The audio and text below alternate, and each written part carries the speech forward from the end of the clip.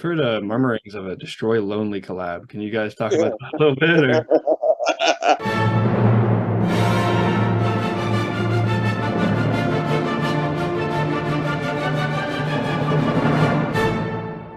so that all out of the way, I think we can begin. If you guys are good to go. If you could just start by telling me a little bit about Failed at Maths, the new record. Just tell me sort of what it represents for Panchiko. You know, it's kind of a miracle album that it exists. It's sort of, there's so many universes where it doesn't exist, but in this one it does, and it's a beautiful record. So if you guys could just talk a little bit about that.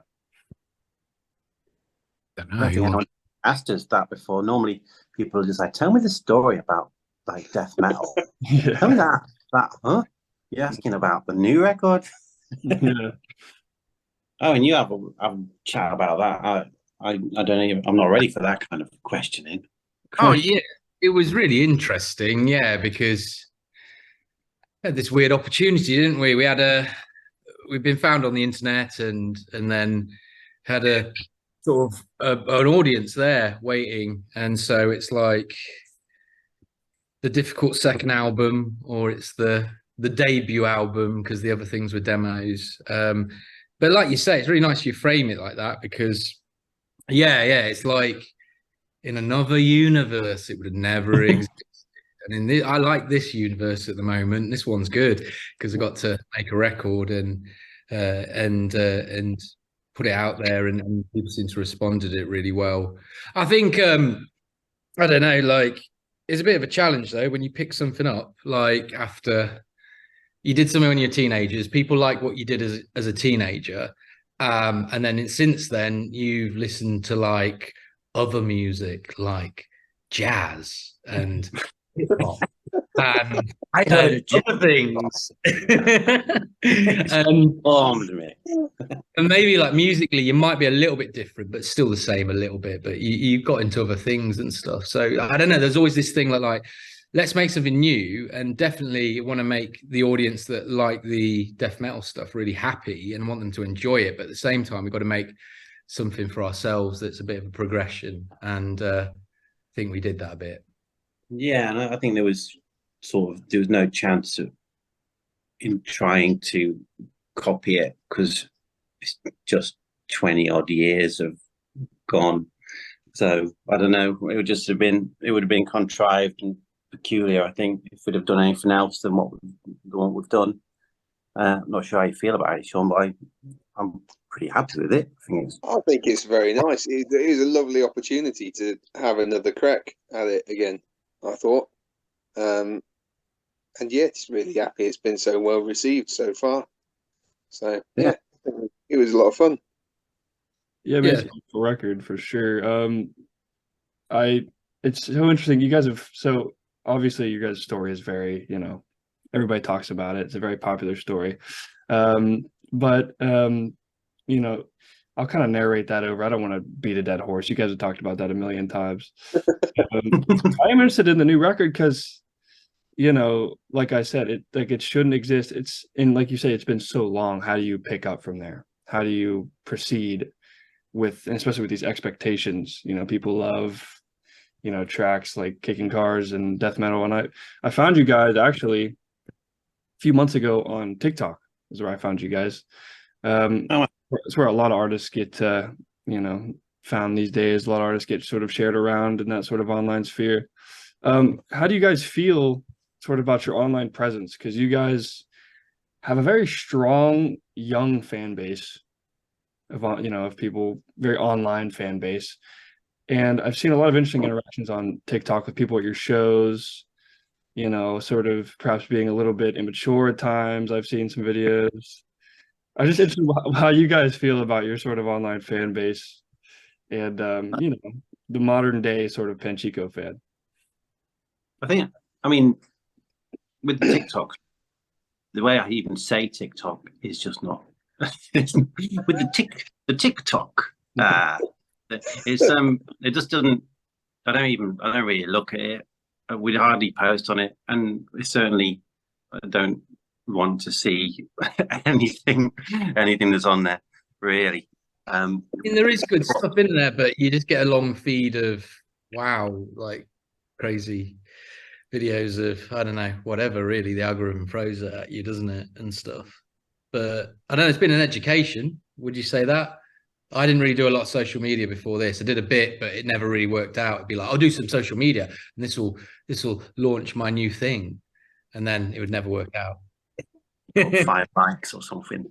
But yeah, I think I really like the Instagram stuff. Just because you get loads of brilliant messages from folks, and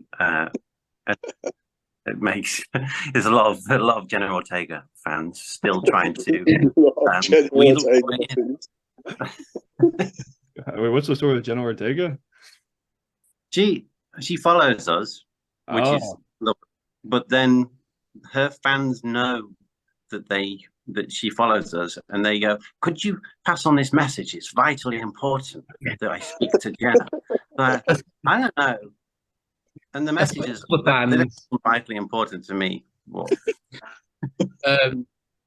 But yeah, it's interesting, like having people actually engage with your social media account, I suppose. And we've always, I mean, it might be a lot to take on, but in the early days, we were found through Discord, and then we re-released stuff through other YouTubers, because we didn't even bother to make our own YouTube channel at the beginning, because we were a bit like, why would we need one? Because we're not necessarily a touring performing band. So originally death metal got re-released through another YouTuber called Dismiss Yourself, which felt really cool because there was this like sense of community, but you know, all these people got together and to share it and stuff. And later on, we set up our own accounts. The Instagram thing's interesting because a lot of our audience probably wouldn't use Instagram, and I wonder if they use Instagram to engage with a certain number of profiles, like bands they like, actors they like. Really, Instagram isn't what they like to view media on. Maybe it is something else. There's something. TikTok. Cool, what's the new thing? What's the new thing that they say we'll get on to do? What is the new thing? You know, Andy. Oh, Threads, is it something? Threads. Everyone's about that. That's part of Instagram, though, isn't it? Yeah, which is part of Facebook, isn't it? Something, I don't know. It's all nonsense anyway. Confusing. It is interesting, some of the messages you get, because some of the fan base is quite young.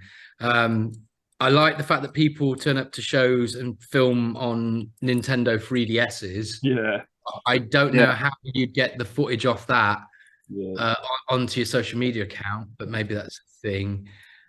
There's sometimes there might be, I guess, a little bit one-upmanship, I guess, with people who like bands, not just us. You know, when people really into music, and I think one of the sweetest things is like we all remember being that age, and you know, like music's really important to me now. It still is. It's magic, I think. But like back then, when I was younger, it was like, oh my God, these people who make music, they are so special. They're on another level. They're not normal human beings. And then they talk to us, and then they realize that we really are. Very normal. But it's just really interesting, the fan base. I mean, dealing with some of the commentary sometimes can be a bit interesting. You know, you have a responsibility, I think, to maybe not say things that are just like, I don't know, awful, like online or you know, but sometimes like people will comment and you can't control their sort of bickering between each other sometimes or something, but you feel like you might have to like step in a bit, but then you think it's social media and it's a platform for people to share their thoughts. But the immaturity thing doesn't necessarily always come from the younger people either, to be fair. Normally comes from us, doesn't it? So the immaturity quite often comes from like older people. So you know, and I think on TikTok especially as well, there's a lot of people trying to look a bit too cool for school. So they'll focus on one interaction or one thing that somebody said at a concert or whatever, and just and then there'll be like 5,000 people who weighed in on it when, you know, it wasn't really anything to start. It wasn't even worth commenting on to start with. But that's the joy of social media, isn't it? It's like you're almost getting mobbed for nonsense. Yeah. definitely spoke to lots of I think what's really inspiring is I can't speak for you guys because it's just my opinion, but I'm at the beginning of middle age. I am 41, and I'm well back it's easy to get to that stage and look back at young people and go, oh my God, look at 16-year-olds. Oh my God, they've got nothing original in their lives. Oh, they're just listening to all the music we listen to and they're wearing the clothes that I wore back then. And it's dead easy to slip into that.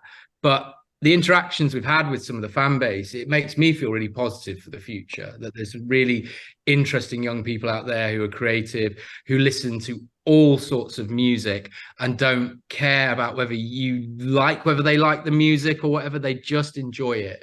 And that's surely a good thing, that they're coming up to shows and seeing stuff and hopefully having a really positive experience. And I guess the other thing on that is that we were sort of discovered during COVID. So a lot of our fans are younger. And I imagine it's this lag of, there's a generation that they're going to their first gigs, been a bit staggered, getting into live music's been a bit staggered. And I don't know if you guys agree with this, but I kind of feel there's a little element of that when we go to our shows. People go, oh, this is my first concert and stuff like that. Loads of saying it's their first concert, and just I remember my first concerts and stuff, and they were just amazing, magical things. So it's good to be able to hopefully sort of give someone a positive experience apart from all the lewd behavior from Sean on stage. He's awful. But I mean, if they can ignore that aspect and element, then I think it's positive. No one can ignore that. I make sure of it. But you guys are on Discord, you said? So initially, because we got found by a group on Discord that had gone together to find the music when they didn't really know who we were. So initially, a lot of initial reactions were through, Discord group. That I mean, a lot goes on in there.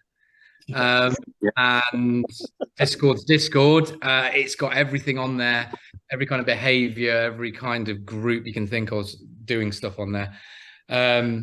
But there's some generally some really interesting and nice people. But we've also had that weird feedback loop of we can see when they talk about us.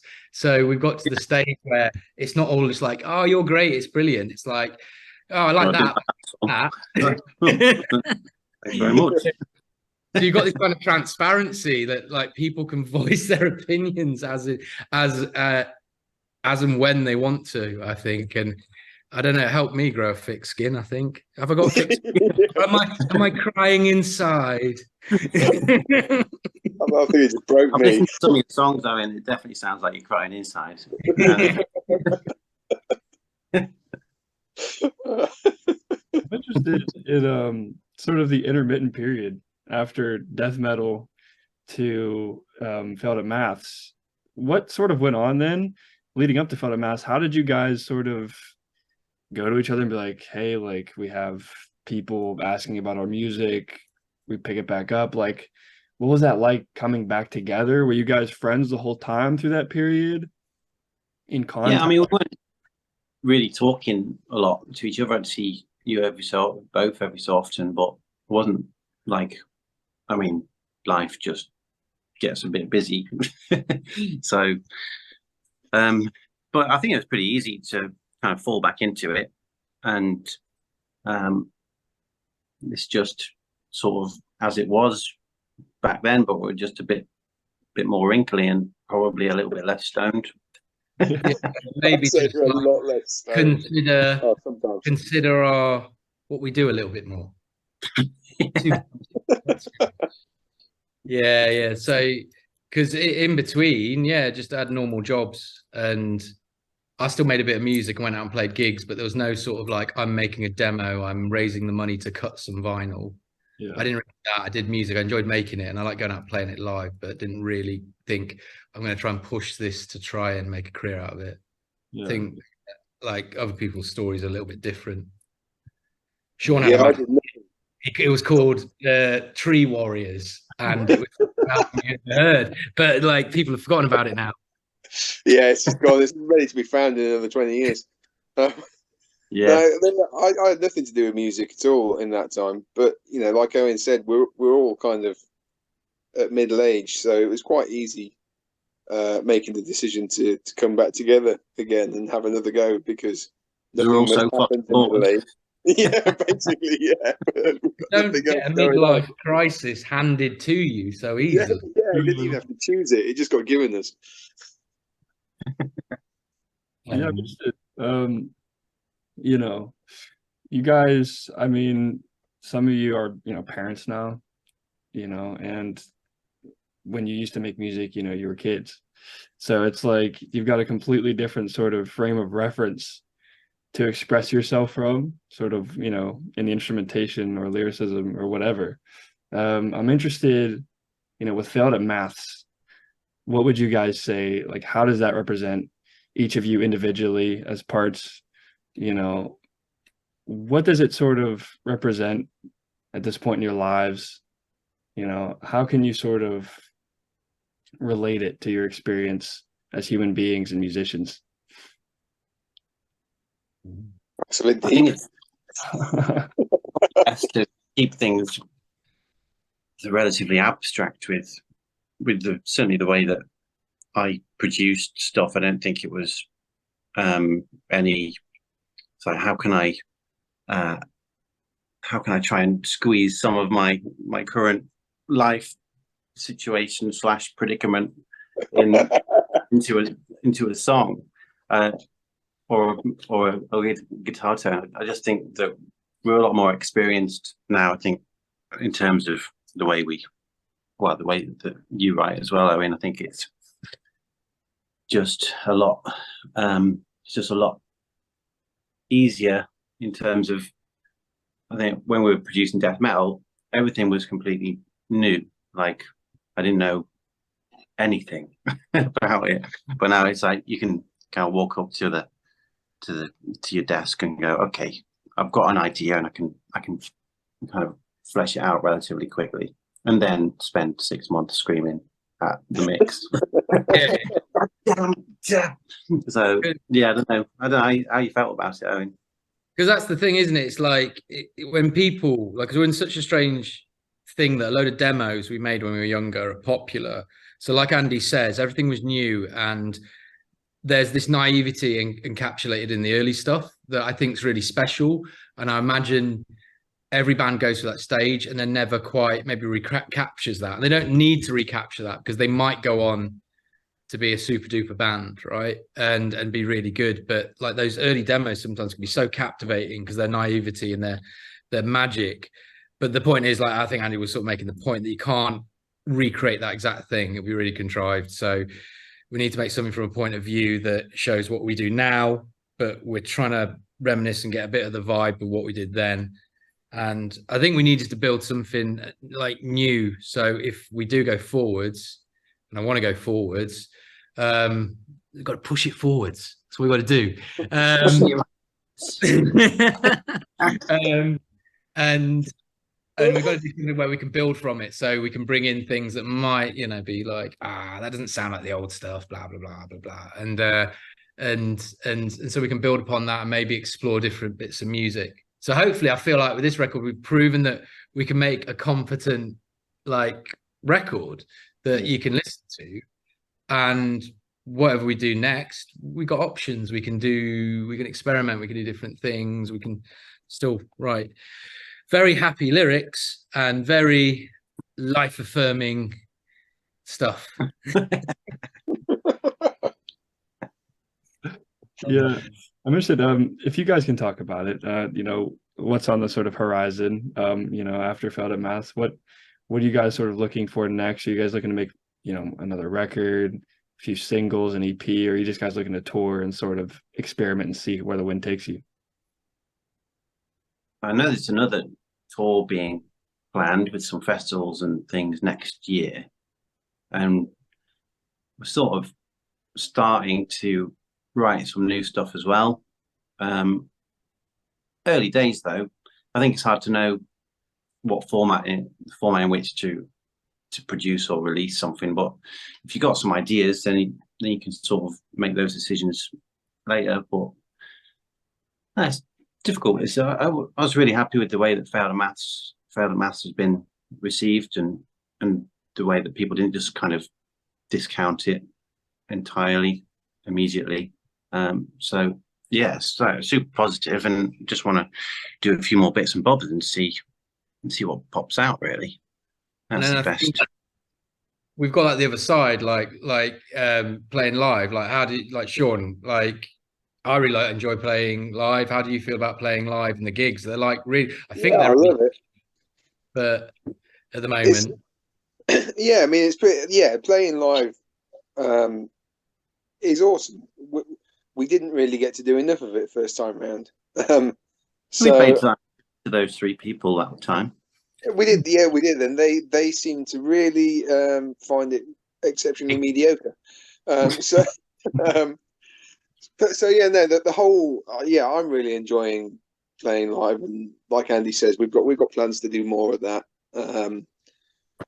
And yeah, I guess we'll just do stuff as it comes up and take whatever fresh opportunities kind of drop into our laps, or that we work towards even. Oh yeah, right. We're working. There's a very strong work ethic that's pushing us through. Not people keep going, oh, this. Yep. yeah, that's fine. So yeah, just like whatever happens. But yeah, we'll definitely make more music. Yeah, I've heard murmurings of a Destroy Lonely collab. Can you guys talk about that a little bit? Or... It's a very strange one. I couldn't even imagine the melding between you two. Neither can we. I'm not sure. I think he seemed quite busy, didn't he? He was interested, and he said he liked some of the tunes. And when I sort of watched some interviews with him, he does have quite diverse music tastes. So, you know, which he was sort of mentioning some of the bands that really influenced him in an interview, which I think he mentioned us.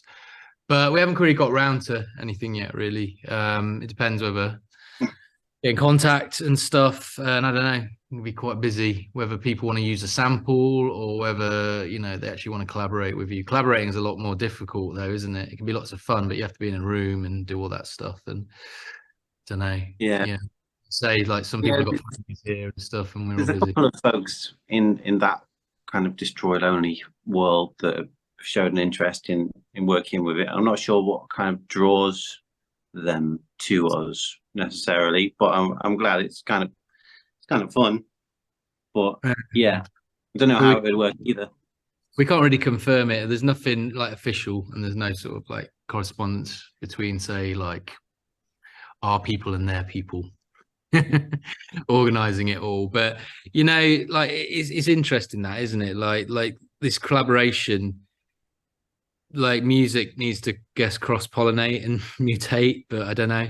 And that's a good thing to do, I think. And yeah, I'm open to all that kind of stuff, but I'm not sure it's going to be ever or soon or like that yet, because yeah, we're sort of working on sorting out tours and writing our stuff at the moment, I think. Yeah.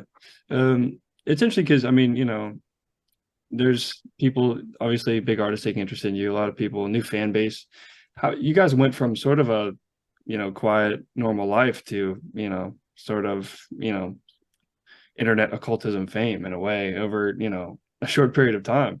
And, you know, I'm interested, like, when you guys were recording tracks for like death metal back in the day, did you guys have any sort of following, any sort of fans, supporters like that? And how's it been adjusting to having, you know, to being like a pretty fucking, you know, sizable group with a lot of people a lot of diverse people that really, you know, love you guys passionately?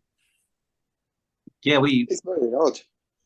We had our friends would come to shows we'd do at the local pub or whatever. But your mum listens sometimes. Yeah, my mum listened. But it was, yeah, I mean, I thought it was good when we were recording it all those years ago, and I was like weirdly surprised when nothing happened. You know, sort of like, oh, that's weird. Disappointing. I quit.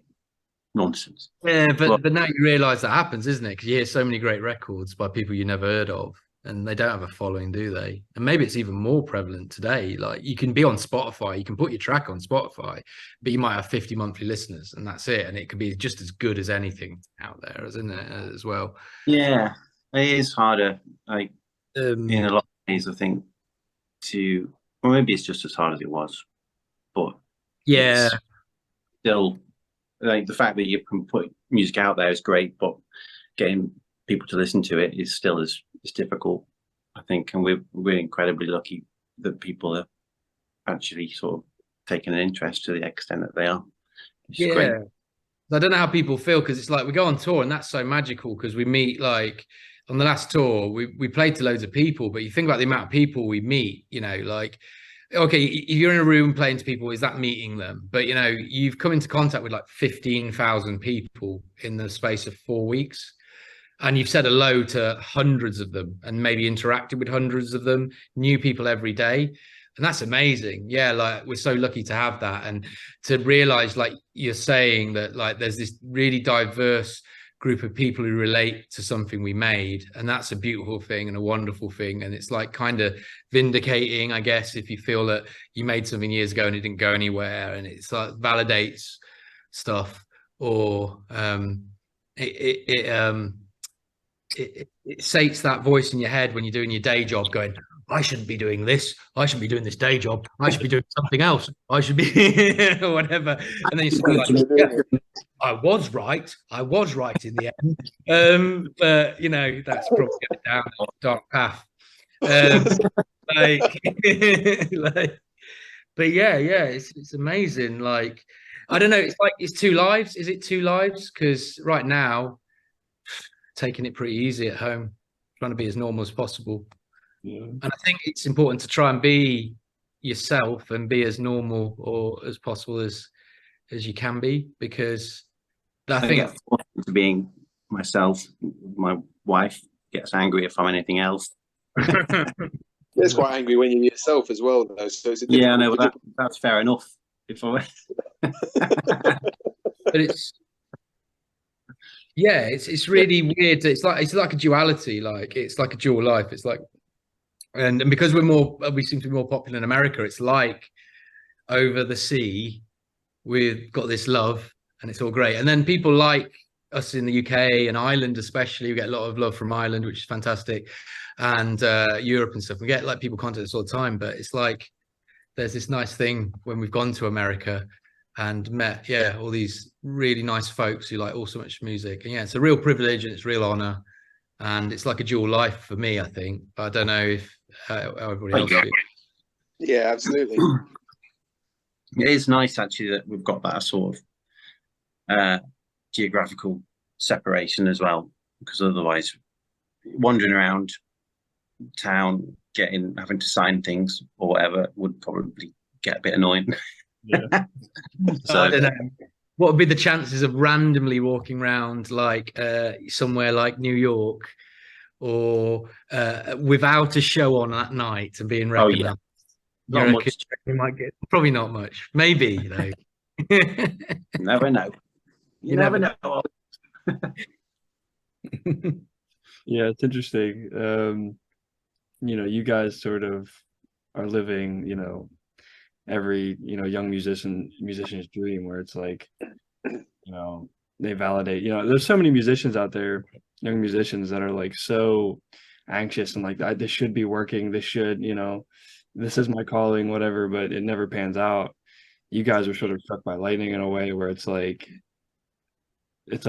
I've seen it described as online as the good ending. You guys got the good ending. Sort of thing.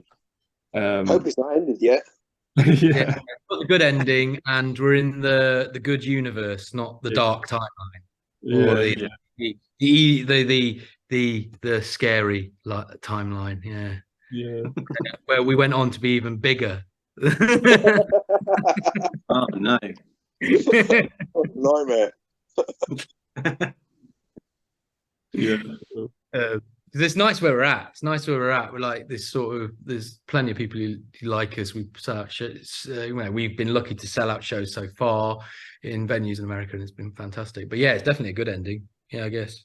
Yeah, it's incredible. Yeah. It's because we did all the side quests. We did the side quests of getting a job, a normal job. We did normal things by earning points in our side quests. We got a good ending. Yeah. That's beautiful. And, like, I mean, you guys are just a very wholesome group. I mean, people online, you know, always seeing posts about you guys interacting with fans. I saw a video the other day. You guys, you know, invited a fan up to the stage to watch something, to watch a show after you guys or something like that. Just hanging out with fans, stuff like that. Replying to people on Instagram. Obviously, I've seen screenshots of that online. It's interesting because, you know, I sort of heard about you guys a few months ago, and it was a video about you guys having Evangelion on your as the background of your concert. And people, oh yeah. That was the visuals guy, wasn't it? Yeah, That wasn't even our plan, yeah. Yeah, we were working. Zach came along from the band that was supporting us. He'd worked with the band that was supporting us called LSD in the Search for God, and they said, "We got guys does visuals," and we said, "I think Andy, you answered it," and he went, "Sure, do it." Yeah, but it was crazy. It's amazing. Yeah, so, and he did his own thing the first couple of nights, and then he saw, because he didn't, I think he knew about us, and I think he watched us play, and he saw the fans for the first or second night. And then I remember having a big conversation with him, and he's going like, "So they bring all these Evangelion things and stuff like that," and I just had a discussion with him about like kind of the geeky things that I liked, and also like we sample old Sega consoles and stuff in the old music. So I just explained to him where a lot of the samples came from, what some of the fans like, and he went, "Oh yeah, I can vibe off that. That's totally cool." And he came back the next day, and then he'd added lots of footage to his set, which was really nice collaborative thing. I thought it was really nice. We weren't expecting it, and then we just bounced off each other with a couple of ideas, and then he just did his thing, which is cool. I thought it was really nice. He's a really good guy. I couldn't help looking at myself. You'd be playing and you'd be looking around just going, "Oh, what's that?" Oh, that's cool. A lot of people did remark about, you know, the visuals sort of really going with the music. You know, it's a really beautiful sort of spectacle to have that sort of visual and audio sort of, you know, marriage there. Sadly, we are running out of time on the Zoom call. I only get 40 minutes, regrettably, because they want me to pay for more than that. So we're not. So we're gonna have to wrap this up. I mean, it was a great chat, though. It was great meeting you guys. I mean, you guys are awesome, legends, and I'm excited to see, you know, more stuff online, wholesome interactions, new music, whatever you guys do. I'm there for it. And you guys coming to North America anytime soon? Do you know if there's a tour coming up? Because I would love to see you guys live. I'm not sure. North America. What we got? What's Zach saying? Hopefully next. Well, hopefully next year. Next year. Hopefully, but nothing concrete yet. Nothing confirmed. Nah. Yeah, we need things penciled in. It potentially, like, we just hope people want to come out and see and see us play. We're looking for festivals, but again, we're in that weird position where we've got this really cool fan base, but then like kind of some people haven't heard of us. I don't know. So we're going to see how it goes. Like, hopefully we get on some festivals and we can go take our thing out in the desert somewhere, or in the Midwest, or wherever the festival is, where it's going to take place. I would love to do it again. I really enjoyed the hospitality of all the American people I've met some lovely people, traveled through the country. It really is beautiful in so many places. And we've just traveled by road. We've seen it all. Well, not all, but of course we haven't seen it all, but we've seen a lot, and we've seen where stuff is amazing and when stuff isn't so amazing. It's been a blast seeing it all. And the people have always been so wonderful and really interested and to talk to us about where are you from. I thought you guys were from Brooklyn, from your accent. Oh, right, okay. But Well, yeah, hopefully we'll be back again soon. yeah, I'll be on the lookout for sure. And you know, definitely looking out for more music from you guys. You know, next record, gonna keep enjoying Failed at Maths and death metal and the demos and everything. Thanks for inviting us to have a chat as well. Yeah, It's always thanks for appreciated. having us. Yeah. Thank you. It was a brilliant Excellent. shout out. You know, you guys are awesome, and I'm rooting for you every step of the way. So, you know, keep it going. Absolutely.